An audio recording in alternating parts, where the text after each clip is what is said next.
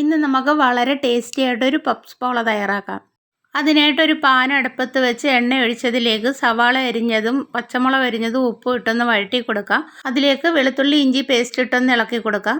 ഇനി ഇതിലേക്ക് മുളക് പൊടി, മഞ്ഞൾപ്പൊടി, മല്ലിപ്പൊടി, ഗരം മസാലപ്പൊടി, പെരിഞ്ജീരകപ്പൊടി ഇത്രയും കൂടി ഇട്ട് പച്ചമണം മാറുന്നിടം വരെ ഇളക്കി കൊടുക്കാം. കുറച്ച് മല്ലിയിലയും കൂടി ഇട്ട് കൊടുക്കാം. ഇവിടെ ഫില്ലിങ് റെഡി ആയിട്ടുണ്ട്. ഇനി ഒരു ജാറിലേക്ക് 2 മുട്ട പൊട്ടിച്ചതും 2 ബ്രെഡ് കട്ട് ചെയ്തത് ഇട്ട് കൊടുക്കാം. കുരുമുളക് 1/4 സ്പൂണ്, 1/4 സ്പൂൺ ഉപ്പ്, 1/4 സ്പൂൺ പഞ്ചസാരയും 1 കപ്പ് പാലും കൂടി ഒഴിച്ച് നന്നായി അരച്ചെടുക്കാം. ഇനി ഇതിലേക്ക് 1/4 കപ്പ് മൈദയും കൂടി ഇട്ട് ഒന്നും കൂടെ അരച്ചെടുക്കാം. ഇനി പാനിൽ നെയ്യ് പുരട്ടിയിട്ട് അരച്ച് വെച്ച മിക്സ് പകുതി ഒഴിച്ചു കൊടുക്കാം. ഇതിന് മുകളിലായിട്ട് ഫില്ലിംഗ് ഇട്ട് കൊടുക്കാം. അതിന് മുകളിലായിട്ട് മുട്ട പുഴുങ്ങിയത് കട്ട് ചെയ്തതും കൂടെ വെച്ച് കൊടുക്കാം.